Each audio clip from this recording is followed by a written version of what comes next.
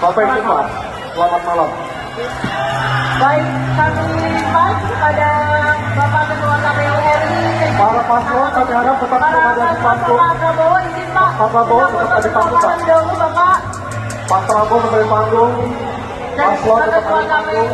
Sekjen dan anggota KPU untuk foto bersama paslon. Yang tadi di terakhir, apakah Pak Anies sempat bersalaman dengan Pak Prabowo waktu selesai closingan? Ya, terima kasih, itu aja Pak. Ya, sesudah selesai saya mencari, tapi sudah tidak ada, jadi tidak tahu kemana harus salaman. Oh, dia nggak datang ke saya lebih tua dari dia. Saya lebih senior dari dia. Ya, oke, terima kasih. Bapak Ibu, selamat malam. Baik, kami pas kepada Bapak Ketua KPU RI. Para paslon kami harap tetap berada di panggung. Pak Prabowo, izin Pak. Pak Prabowo tetap di panggung, Pak. Dahulu Bapak. Pak Prabowo. Halo Sobat Fakta 5D, ketemu lagi dengan 5D yang terus mengabarkan fakta viral seputar selebritas tanah air yang terus saja bikin berita, dan dengan berita mereka tetap eksis di ranah media. Usai debat kemarin yang jadi pembicaraan masih Anies dan Prabowo. Anies dan Prabowo ternyata tidak bersalaman. Mereka punya alasan masing-masing. Prabowo mengatakan Anies tidak menghampiri Prabowo, sementara Anies mengatakan mencari Prabowo tapi tidak ada.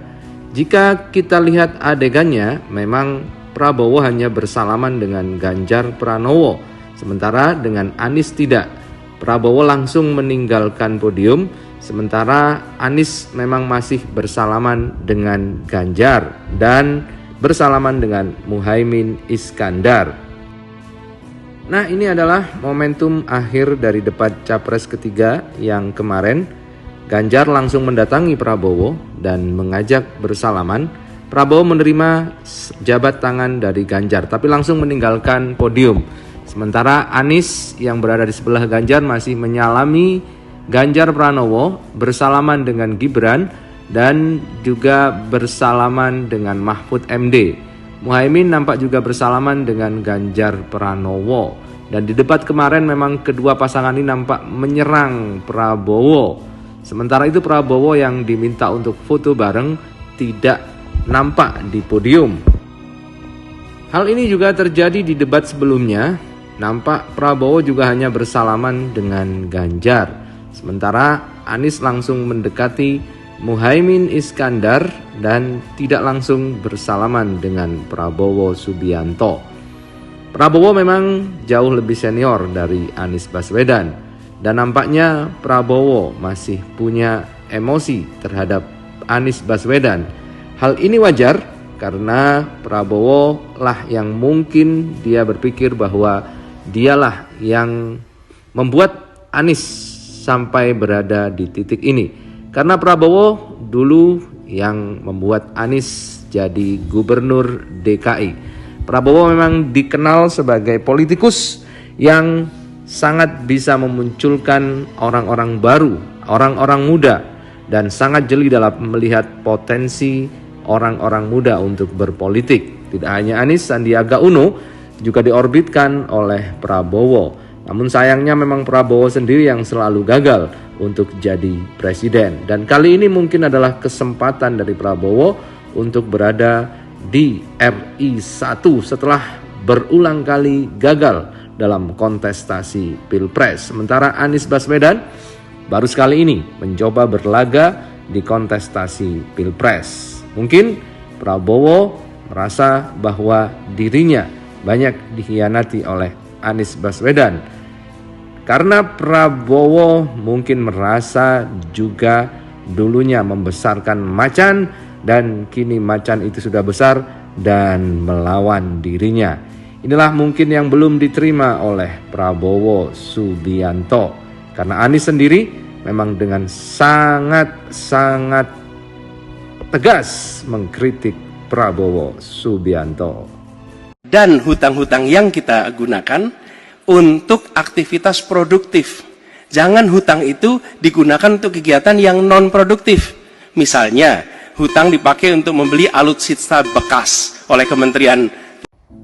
Nah, itulah mimik wajah dari Prabowo Subianto saat Anies mengkritiknya dengan tegas dan cadas.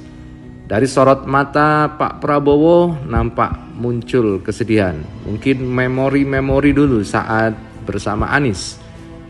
Saat itu Prabowo memperjuangkan Anies sebagai gubernur DKI yang waktu itu mencatat sejarah cukup banyak sampai ada 212. Dan kemudian Prabowo menggunakan 212 itu juga untuk melawan Jokowi. Kedekatan Anies dan Prabowo memang seperti sudah bapak dan anak.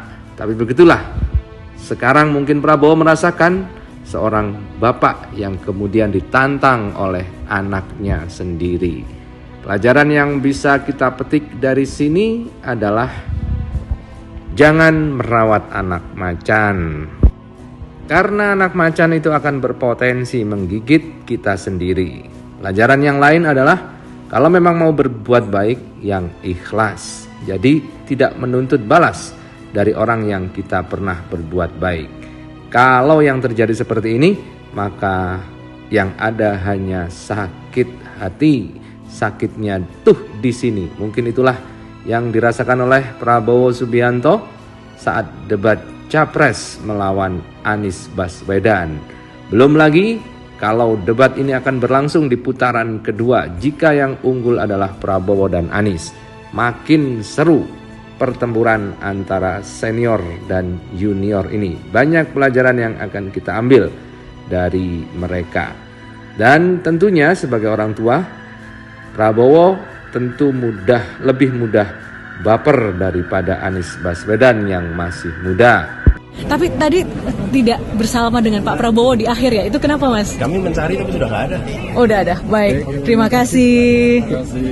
Oh, dia nggak datang ke saya lebih tua dari dia. Saya lebih senior dari dia. Ya, oke, terima kasih. Nah, kita lihat mimik wajah Prabowo lebih menyimpan ketegangan daripada Anies Baswedan.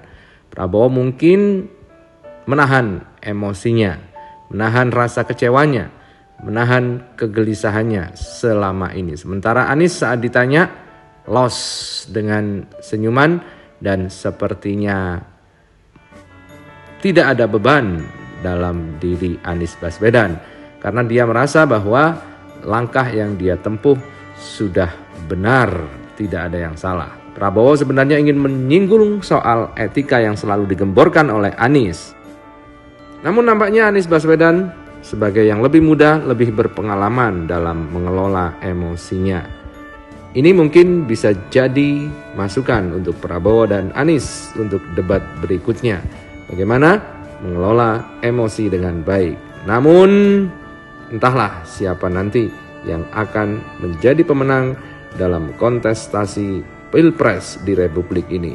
Pemenangnya mudah-mudahan memang adalah yang terbaik buat bangsa ini.